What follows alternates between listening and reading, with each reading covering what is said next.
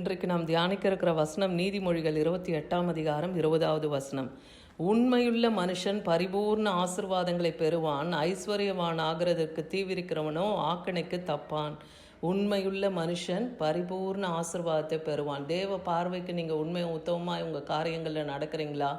உங்கள் குடும்பத்தில் ஆகட்டும், உங்களுடைய வேலை ஸ்தலத்தில் ஆகட்டும், ஊழியத்தில் ஆகட்டும், எந்த ஒரு காரியத்தில் நீங்கள் உண்மையாக நடக்கும்போது கர்த்தர் உங்களுக்கு பரிபூர்ண ஆசிர்வாதத்தை தருவார். ஆனால் ஐஸ்வர்யவான் ஆகிறதுக்கு தீவிரிக்கிறவன் ஆக்கணைக்கு தப்பான். ஐஸ்வர்யவான் ஆகணும்னு சொல்லி வேறு விதங்களில் போய் பணங்களை தேடி சம்பாதிக்க ஓடுகிறவர்களுக்கு அவங்களுக்கு தண்டனைக்கு தப்ப மாட்டாங்க. ஆக்கினை என்பதற்கு பொருள் தண்டனை. அப்போ தேவன் கொடுக்குற அந்த தண்டனைக்கு தப்ப முடியாது. அதனால கொஞ்சத்தில் உண்மை உள்ளவர்களே நான் அநேகத்தின் மேல் ஆசீர்வாதமாக வைப்பேன். லூக்கா 16:10 அந்த வசனத்தில் சொல்லுகிற பார்க்கலாம். கொஞ்சத்தில் நீங்கள் அநீதியாக இருந்தீங்கன்னா அநேகத்துலேயும் நீங்கள் அநீதியாக இருப்பீங்கன்னே வேத வசனம் சொல்லுது. அப்போ அநீதியான இந்த உலக பொருட்களை பற்றி நீங்கள் உண்மை இல்லாதவர்களாய் இராவிட்டால் யார் உங்களை நம்பி உங்களிடத்துல மெய்யான பொருளை ஒப்புவிப்பாங்க? அநீதி நிறைந்த உலகம் இது இல்லையா? ஏன்னா இது பிசாசின் பிடியில் இருக்கு. கர்த்தர் இந்த உலகத்தை ஜெயித்தார் இல்லையா? பிசாசானவனை அவர் சிலுவையிலே வெளியரங்க கோலமாக்கி அவரை வெற்றி சிறந்தார். அப்போ இந்த உலகத்தில் இருக்கிறவனை காட்டிலும் நம்மோடு இருக்கிற கர்த்தர் பெரியவர். அப்போ கர்த்தரிடத்துல இந்த உலக பொருளிலே நம்ம உண்மையாக இராவிட்டால், இந்த அநீதியான இந்த உலக பொருளில் கூட நம்ம உண்மையாக இல்லைன்னா நம்மை நம்பி எப்படி வேற ஒரு மெய்யான பொருளை கர்த்தர் நமக்கு ஒப்புவிப்பார்? அதனால் நாம் உண்மையும் உத்தமமாய் காணப்படணும். வேறொன்னுடைய காரியத்தில் நீங்கள் உண்மையாக இராவிட்டால் உங்களுக்கு யாதொன்றையும் சொந்தமாக கொடுப்பவர் யார்? மற்றவர்கள் காரியத்திலையும் நாம் உண்மையும் உத்தமமாய் நடக்கும்போது தேவன் மற்ற காரியங்களையும் நமக்கு ஒப்பு கொடுப்பார். இன்னைக்கு இது மூலமாக நமக்கு என்ன சொல்கிறாரு? உண்மையுள்ள மனுஷன் பரிபூர்ண ஆசீர்வாதத்தை பெறுவான்.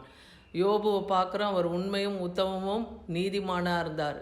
அதே போல் மோசேவை சொல்கிறாரு, என் வீட்டில் உண்மை உள்ளவன் மோசேவை போல வேறு ஒருவருமே இல்லைன்னு சொல்கிறார் இல்லையா? அப்படி அவங்களெல்லாம் தேவன் அவரே சாட்சி கொடுக்கறத பார்க்குறோம். நீதிமொழிகள் 13:11 பார்க்குறோம், வஞ்சனையால் தேடின பொருள் குறைந்து போம், கைப்பாடாய் சேர்க்கிறவனோ விருத்தி அடைவான்.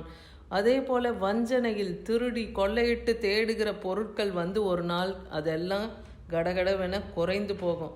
ஆனால் நீங்கள் உங்கள் கையின் பிரயாசத்தினாலே உழைத்து சேர்க்கிறீங்கன்னா அது என்னாலும் தேவன் விருத்தி அடை செய்வார். நீதிமொழிகள் 10:6 சொல்லுது, நீதிமான்கள் சிரசின் மேலே ஆசிர்வாதம் தங்கும், துன்மார்க்கம் கொடுமையோ துன்மார்க்கனுடைய வாயை அடைக்கொன்னே சொல்கிறாரு.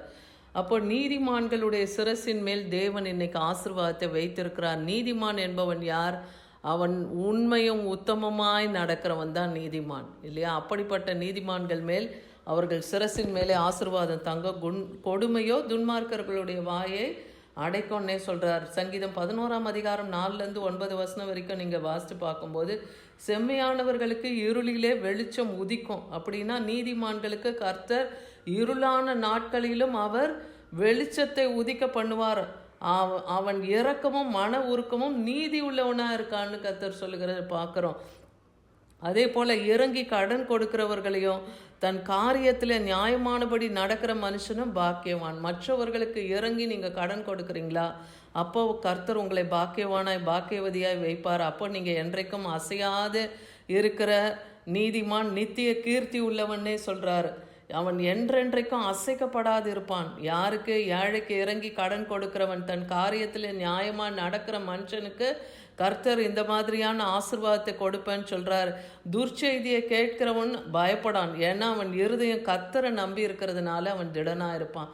அநேக துர்ச்செய்திகளை கேட்கும்போது, அதாவது யுத்தங்களின் செய்திகளையும் கேட்பீர்கள் இல்லையா? பூமி அதிர்ச்சி ஆங்காங்கே உண்டாகும்லாம் மத்தேயிலையும் மார்க்லையும் எழுதப்பட்டிருக்கு. இதெல்லாம் கேட்கும்போது நம்ம பயப்படலாம். இப்போ நடந்து வருகிற சூழ்நிலை யுத்தங்களை எல்லாம் பார்க்குறோம், ஆங்காங்கே நிலநடுக்கங்கள்லாம் பார்க்குறோம். இதெல்லாம் தேவன் வருகிறதுக்கு ஆயத்தமான அறிகுறிகளாக இருக்கிறத பார்க்குறோம். ஆனால் இதெல்லாம் முடிவுக்கு ஆரம்பம்தான், இன்னும் முடிவு வரல.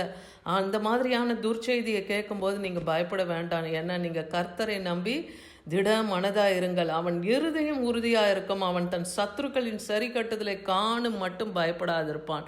அதே போல் உங்களுக்கு விரோதமாய் சத்துருக்கள் எழும்பி போராடி கொண்டிருக்கலாம். உங்கள் குடும்பத்துக்கு விரோதமாய், பிள்ளைகளுக்கு விரோதமாய்.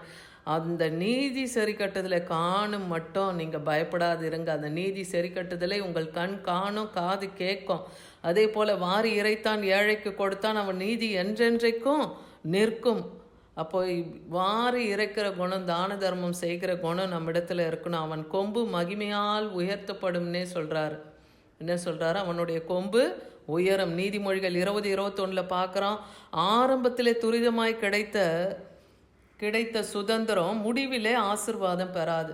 அதாவது நமக்கு சில காரியங்கள் வேகமாக எல்லாம் நல்லா நடக்கிறது போல் இருக்குதுன்னா முடிவில் அது ஆசிர்வாதம் பெறாது. ஆனால் நீங்கள் நிறைய கஷ்டத்தோடு பாடுகளோடு ஒரு காரியத்தையும் ஒரு ஆசிர்வாதத்தையும் நீங்கள் பெறுகிறீங்கன்னா அது என்றென்றைக்கும் நிலை நிற்கும். சங்கீதம் 101:6 சொல்கிறார், தேசத்திலே உண்மை உள்ளவர்கள் என்னோட வாசம் பண்ணும்படி என் கண்கள் அவர்கள் மேல் நோக்கமாக இருக்கும். உத்தமமான வழியிலே நடக்கிறவன் என்னை சேவிப்பான்னு சொல்கிறார். தேசத்திலே உண்மை உள்ளவர்கள் என்னோடு கூட வாசம் பண்ணும்படி என் கண் அவர்களை தேடுதுன்னு சொல்கிறார். அப்போ உண்மையும் உத்தமமானவர்களை கர்த்தர் இன்னைக்கும் தேடுறாரு.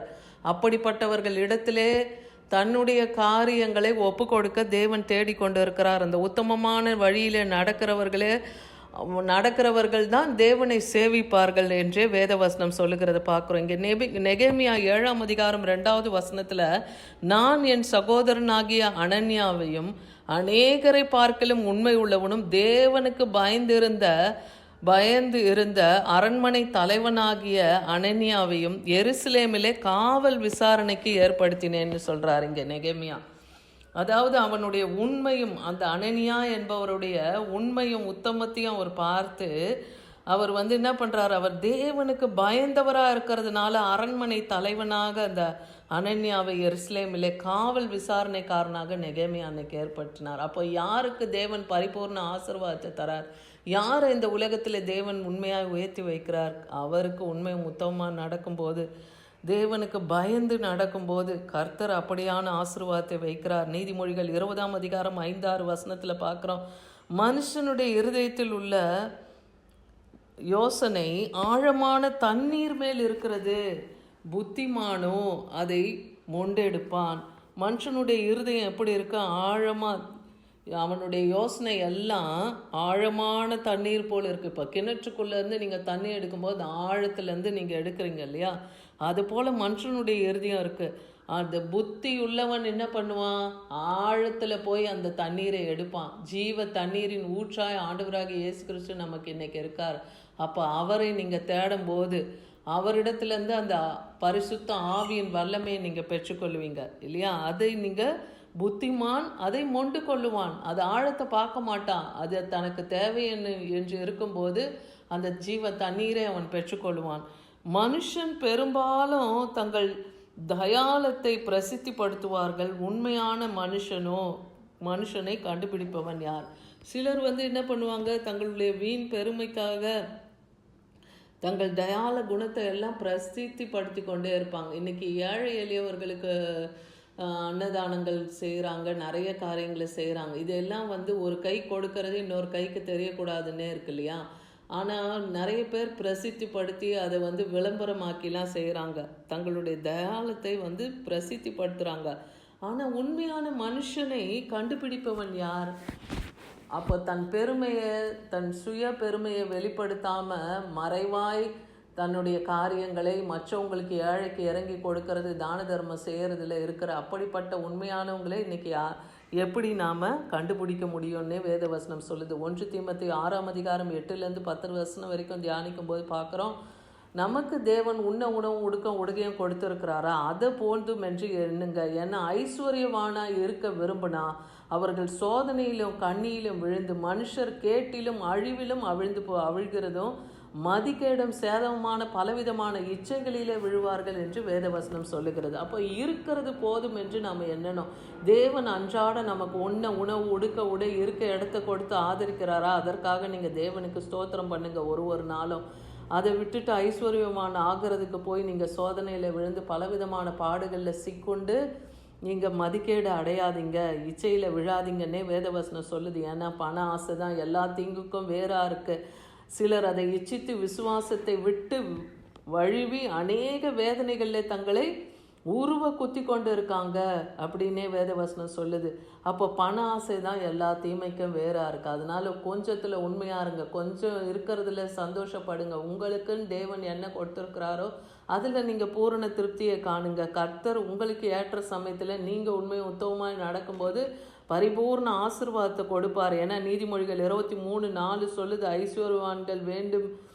ஐஸ்வர்யவான்களாக வேண்டும் என்று பிரயாசப்படாதே, உன் சுய புத்தியின் மேலே சாராதே என்றே வேதவசனம் சொல்லுது. அதனால் இன்னைக்கு கர்த்தர் நமக்கு கொடுத்திருக்கிறவைகளில் நாம் உண்மை உத்தமமாக இருக்கும்போது அநேகத்தின் மேல் நம்மை தேவன் ஆசீர்வாதமாய் வைப்பார். அதே போல் சுய புத்தியின் மேல் சார்ந்து நாம் ஓடாதபடிக்கு தேவ சித்தத்தை இன்னதென்று அறிந்து வழி இதுவே என்று வலதுபுறமும் இடதுபுறமும் சாயாமல் நீங்கள் நடந்து நேராக போங்க. கர்த்தருடைய சத்தம் உங்களுக்கு கேட்கும். அந்த சத்தத்தை நீங்கள் கேட்டு அவர் சித்தத்தின்படி செய்யுங்க. அப்போ தேவன் உங்களை பரிபூர்ண ஆசீர்வாதத்தினாலே ஆசீர்வதிப்பார். ஆமீன்.